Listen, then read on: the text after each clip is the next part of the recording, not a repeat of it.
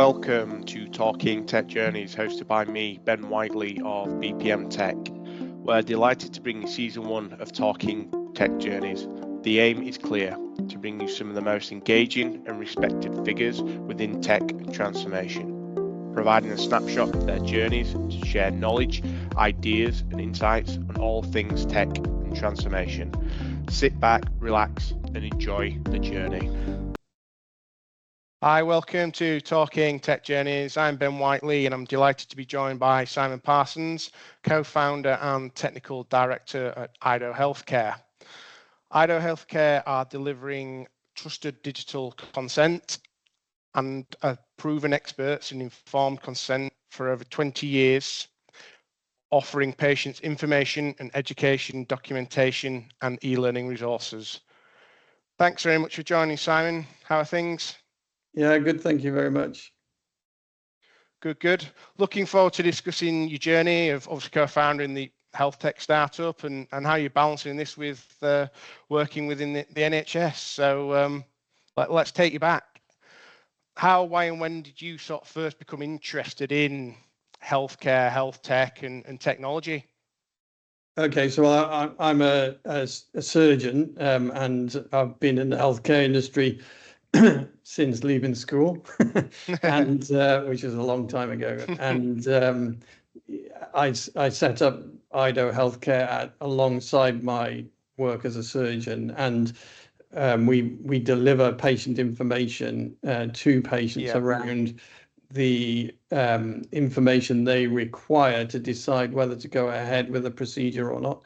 And then it was a logical step to be able to deliver this information digitally. And then more recently, we've sort of moved down the taking consent in a digital format. Good.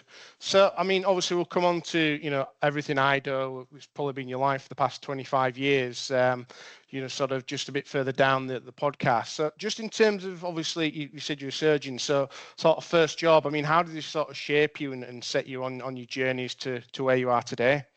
Yeah, well, I came to medical school in Nottingham, and as a medical student, the first time I went into the operating theatre, I was completely blown away seeing the contents of the abdomen and bowels and things like that, and seeing what the surgeons were doing. I thought, wow, this is amazing. That's what I wanted to do. And ever since then, really, I've had a passion for surgery.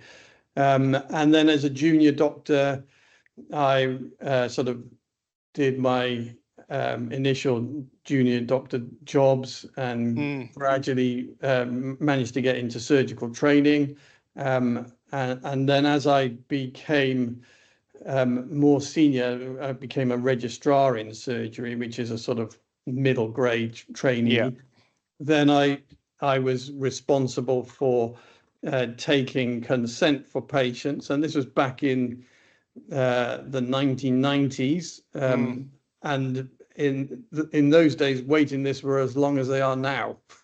we've got a major problem with waiting lists since COVID, as everyone will be aware.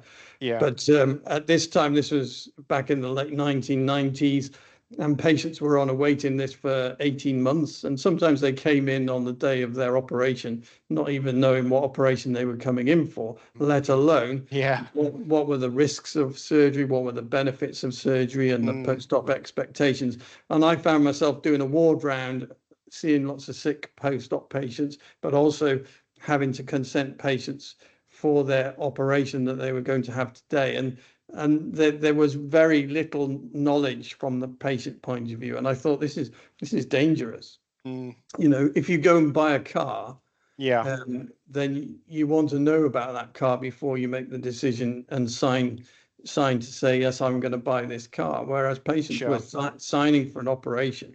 They got no idea what they were letting themselves in for sometimes. So that set me off on a journey to try and find good quality information. And I looked online, but really there was nothing suitable. And so with some friends that I knew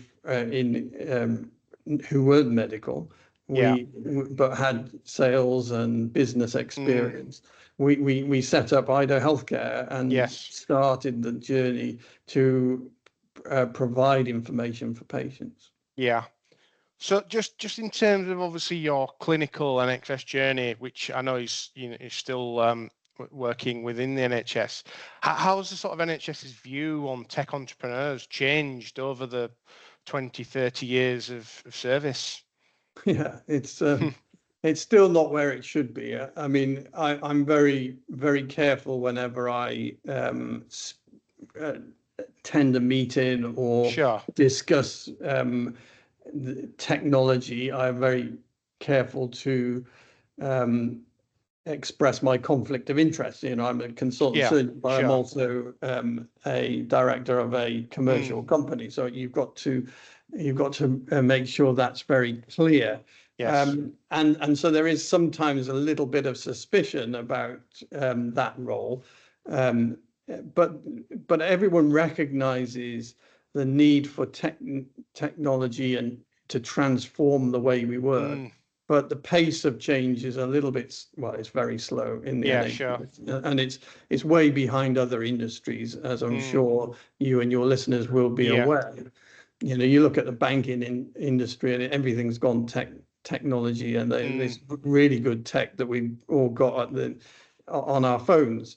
And that's dealing with very commercially sensitive information. Whereas, health tech, yes, it is sensitive information, but we're way behind on the technology, and we really need to move that forward.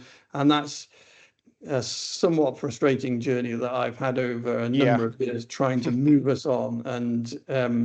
But we'll get there eventually. Yeah. So obviously you've touched on your NHS background and experience. In terms of sort of the biggest challenges and barriers to engage in digital change and transformation, what would you say they are? I know it's a big question, and how can there be sort of these obstacles and barriers be lifted and overcome? Yeah, I mean, so I'm often accused of looking too far ahead, being too visionary, and actually we've got this problem right now that we need to solve, and it's a very simple thing which I think we should have done years ago. So the barriers to transformation really is that we're so busy firefighting. And I've been a fairly senior manager in the NHS in my clinical career, and I spent a lot of my time during COVID pandemic.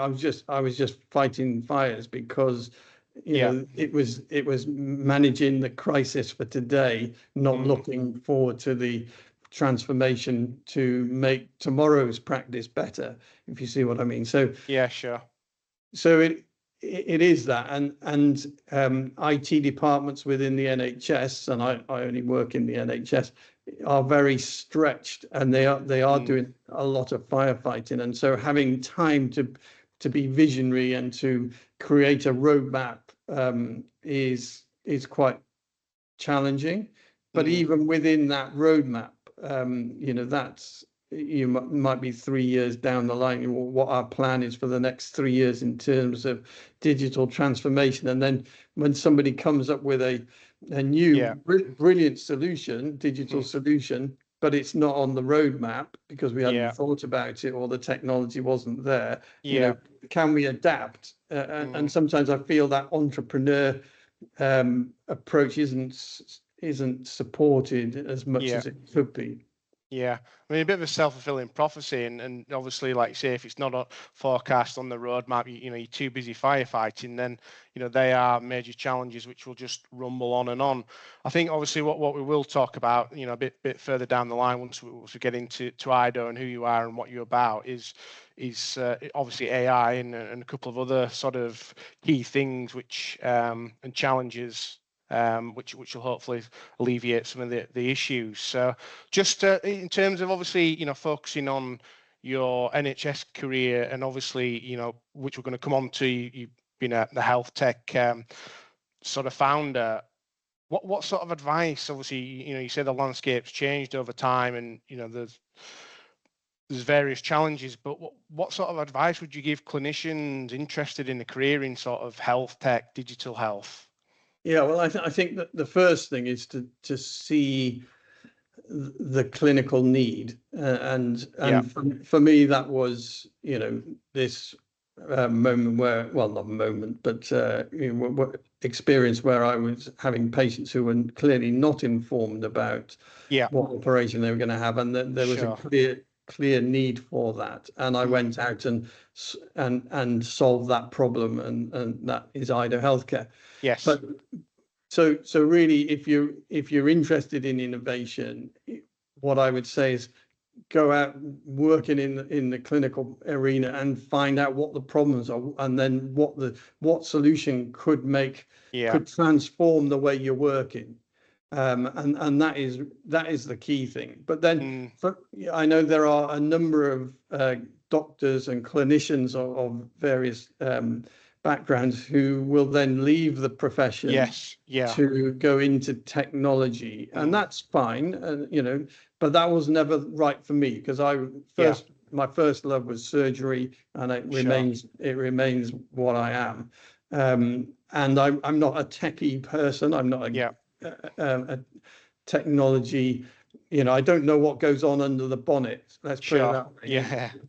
I know how the human body works under the bonnet, but I don't know how computers work under the bonnet, and no idea about programming. No. So I'll leave that to those experts. But what I could do is shape what we want the solution to look like, and that's what I've always been about. So I've always stayed within the medical profession as a surgeon, and I still know today what are the challenges, what are the opportunities. Whereas had I come out of the NHS 20 years ago when I set up EIDO, then I would be out of touch clinically now. Sure. Yeah. And that is the danger of losing touch. So I guess my advice would be, if you can, work in parallel, keep your clinical expertise, and do your digital stuff as on a part-time basis. But I recognise that's not the right answer for everyone. I think with a lot, the NHS landscape has sort of changed somewhat over even the past sort of 5 years, from talking to health tech sort of startups, and like you've touched on there, you're obviously in the day-to-day with regards to the clinical need and problems, and I think often it's then just trying to juggle your time in terms of the NHS and also then building that startup. And like I said, everybody's journey is unique, and there is no right and wrong to that. But from what I am hearing and speaking to health tech professionals and entrepreneurs, that the NHS are a lot more amenable now in terms of juggling and managing the time between startups and obviously working within clinical settings, which is good to hear. And I suppose, like you say, coming back to the firefighting and things like that, it's all that the balance between the short term and the longer term perspectives, and the opportunity cost of doing one thing over another, I suppose. So very interesting. Yeah, I mean, I think that there is an appetite for transformation, for doing things better and more efficiently, and we have to do that. We can't just carry on the way we used to work, and we certainly can't transfer the way we worked on paper to the way we work digitally, because within the digital transformation there has to be a leaner, more efficient way of working. And so getting that mindset of clinicians to change is really important, as well as adopting the technology. So a lot of it is change management rather than just technology transformation. And bringing people on board on the journey. That's really important. I suppose tech is an enabler, like I say, but it's that bigger piece of the transformation program. So no, absolutely. So let's move the focus to EIDO Healthcare. So the year's 2000.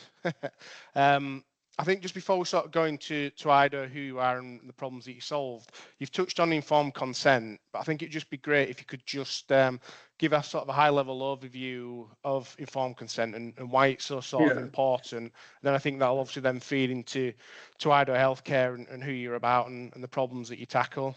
Yeah, so one of the basic ethics of medicine is that every person has a right to determine what happens to his or her body.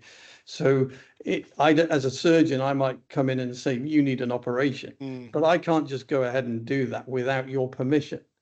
But you wouldn't give me your permission unless you understood what was involved and what the implications were to you. And you may have factors in your life which would determine whether it was or was not the right thing to do. Sure. So we have the clinician is the expert, the surgeon in this case is the expert in the operation, but the patient is the expert about themselves. And so we talk about shared decision making. So I can inform the patient or the person about the options, the benefits of surgery, the risks of surgery, the alternatives, including the alternative of doing nothing. Because sometimes we forget that doing nothing is a real alternative. Sure. And then the patient would take that on board and say, well, yeah, that sounds great, but in my particular case, I'm really worried about this problem or that problem, or and so they're an expert because it's relevant and important for them. And so a lot of the legal cases that have been shaped the law about informed consent is around what's reasonable in the patient's eyes, and making the patient the center of this rather than the medical profession. It used to be what we call a paternalistic approach to consent. I think as the surgeon, it would be good for you to have this. Okay, doctor, you're the expert. Yes, I agree. That's no good anymore. It's these are the options. As the expert in medicine, I would recommend this particular path, but it's your decision as the patient because it's your body, and that's the fundamental human right that you have. So that's essentially what informed consent is, and it has to be bringing the patient along with them. And there are groups of patients who really don't want to know about risk, and they just want to trust the doctor, and that's fine. But the vast majority of patients want to know what does it mean to them? How long will I be off work? Will I be able to look after my elderly relative or whatever things that are particularly important, or will I be able to continue playing the piano if I have this operation on my hand because I love playing the piano. Let's say I don't, since I can't do it. But so the one patient, the ability to sing in a choir is really important. To another patient, it doesn't really matter if they have a bit of a hoarse voice or something like that after the operation. So it varies from one person to another. Just before we start going to EIDO Healthcare, I mean, misinformation, obviously that there is a lot of it about, and fact checking and things like that. How has that sort of changed over time, and obviously with in terms of obviously access to everything at the touch of a button or a smartphone? I mean, surely there's quite a lot of risk in terms of that. So certainly when the internet became accessible, there was a lot of absolute rubbish on the internet.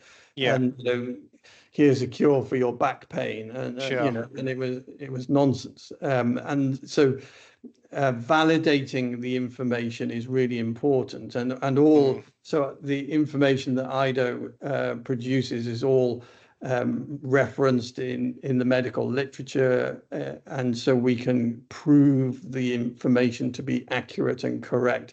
And we have a whole industry of my colleagues who are working day in, day out, making sure that the information we give to patients is accurate, but also is delivered in a way that the patient can understand. So all of our information has the plain English crystal mark. I don't know if you're familiar with plain English, but essentially it's delivering what is quite complicated language and concepts in a way that an 8 to 10-year-old person would be able to understand.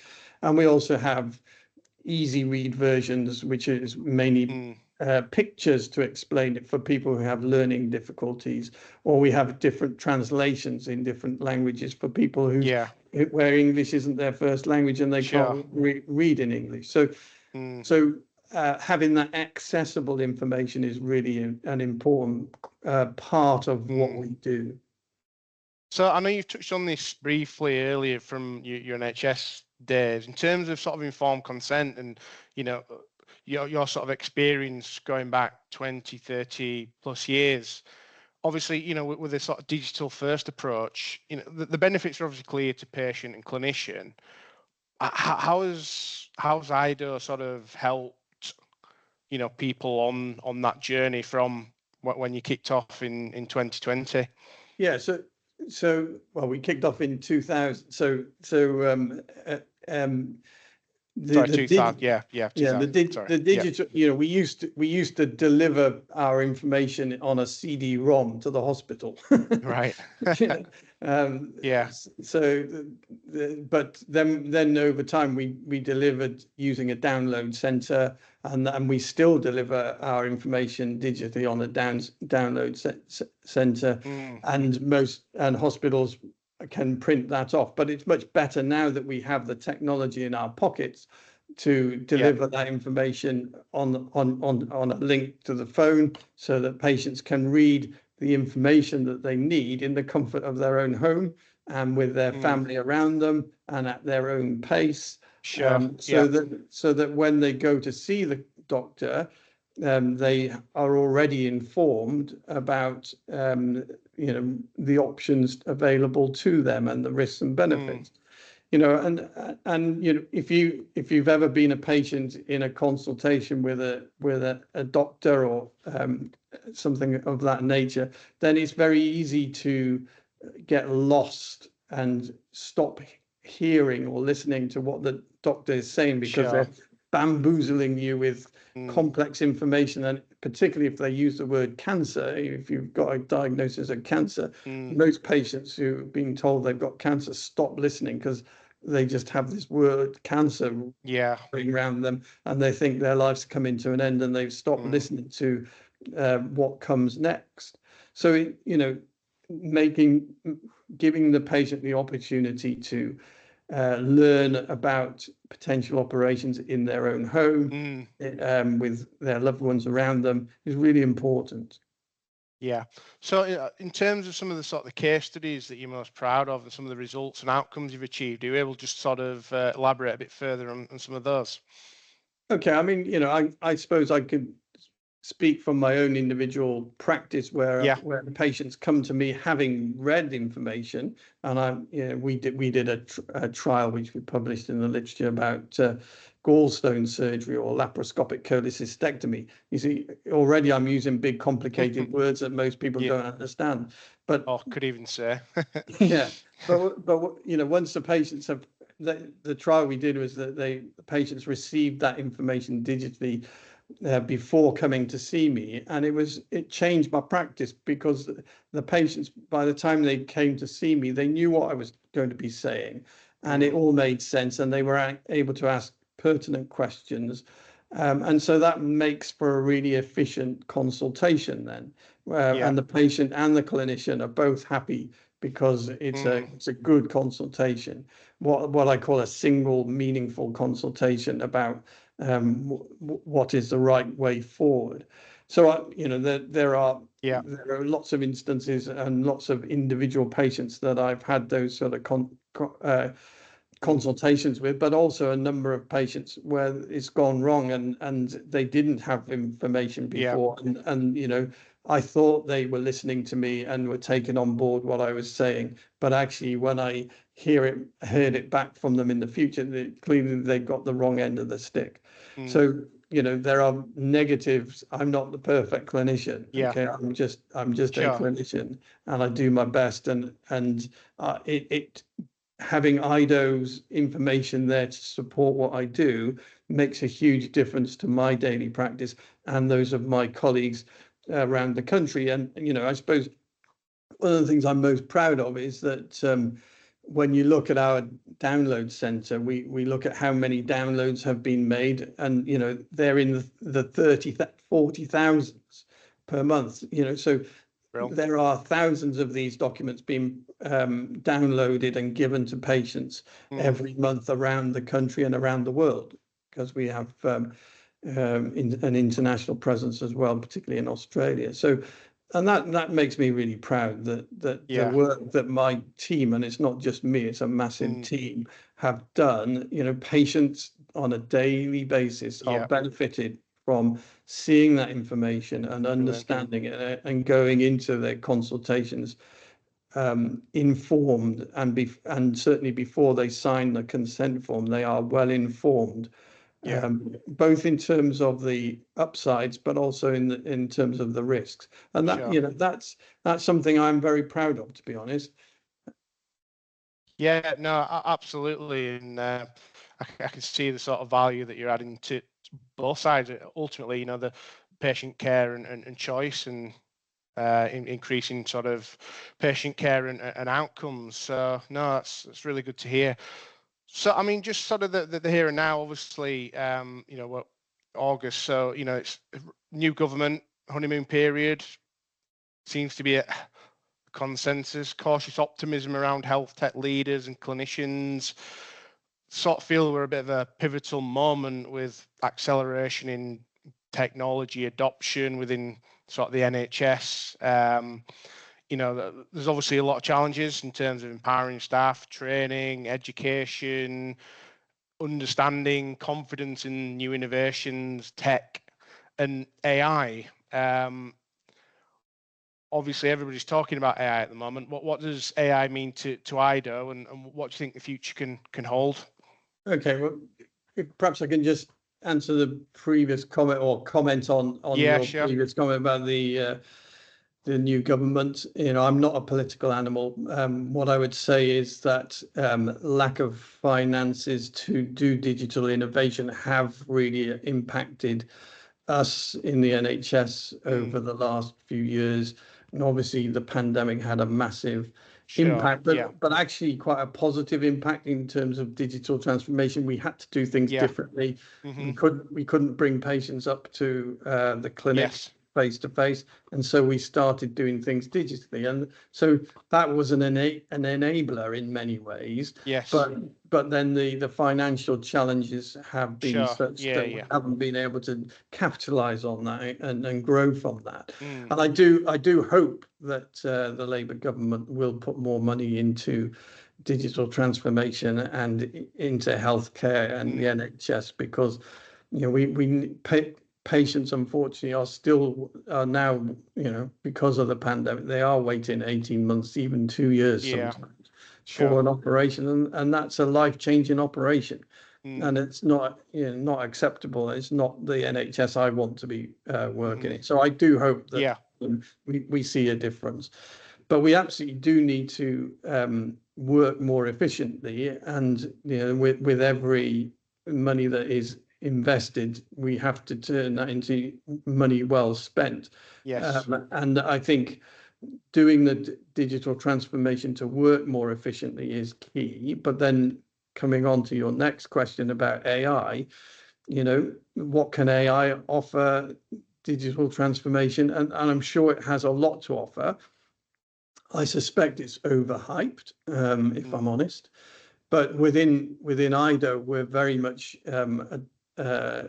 learning and adopting AI, but with a very close clinical eye. So, we might get AI to learn. We're currently in the process of getting AI to learn the EIDO way of doing things, and then it can potentially generate an initial version of one of our documents, but then it would absolutely have to have the medical scrutiny that our documents always have, because these are medico-legal documents, and they are there to protect patients, but also to protect hospitals, and so they have to be accurate. Now, of course, AI isn't always accurate, isn't always,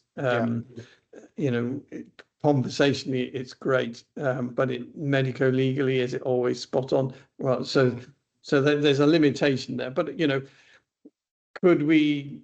Every clinic I do, I generate and dictate letters for my patients and the GPs. Could some of that be done using AI? I'm absolutely sure it could. Absolutely sure it could. And there are so many different examples of AI. We spend a lot of time typing requests for scans and procedures on a computer. That's a waste of clinical time.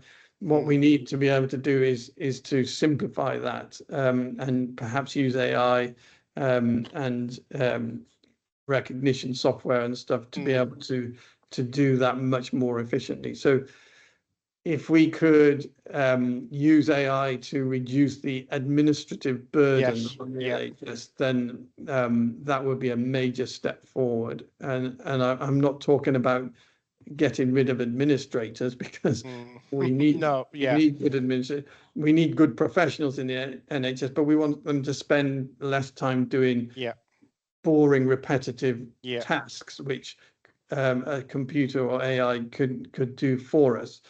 So I want to spend less of my time doing boring, repetitive tasks, requesting things, and more time using my surgical brain or my actually operating on patients. Yeah, I mean, I spoke to a chap. He's doing surgical AI, company called Vitvio, and they're using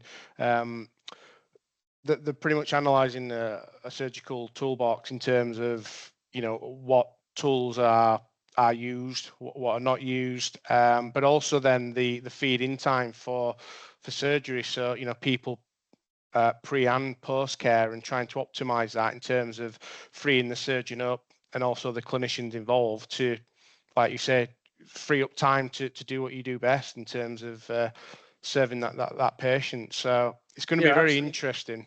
Absolutely. So I'm a passionate believer in having a virtual relationship with the patient, right from the point of referral from the general practitioner to discharge from the hospital. And at the moment, they come to the hospital for a consultation, then they go back, they have some tests, they come back to the clinic. Actually, most of that could be done virtually, using digital transformation, maybe with a bit of help from AI. Then the operation itself, you obviously have to come in and have a real operation, not a virtual one. But we're using robotic technology to help and make the surgery even better. But then the discharge process and the follow-up process, again, I'm involved in some digital transformation work to make that process be done virtually, where patients are completing questionnaires about their post-op recovery, sending photographs of their wounds so that we can pick up wound infections and problems related to their surgery. And that's proving very successful and cost efficient, more importantly. So the patients are being looked after appropriately, and where necessary, they're coming to see a surgeon face to face. But where it's not necessary, we can do it digitally. Yeah. No, absolutely. Well, look, Simon, many thanks for your time and great talking today. And just lastly to the listeners, it'd be great to hear your views and opinions on what's being discussed on today's podcast. Thanks for listening. Well, thanks, Ben. It's been great talking to you. Thank you.